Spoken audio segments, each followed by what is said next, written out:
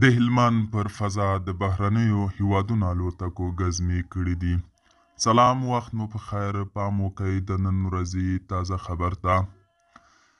له هلمند څخه یو شمیر باوري سرچینې وایي چې د دغه ولایت پر فضا بې پیلوټه الوتکې لیدل شوي دي. د سرچینو د معلوماتو له مخې دا الوتکې په مرکز لښکرګاه او سنګین ولسوالیو کې لیدل شوي دي. تر اوسه لا نه ده معلومه چې دغه الوتکې د کوم هیواد اړوند دي.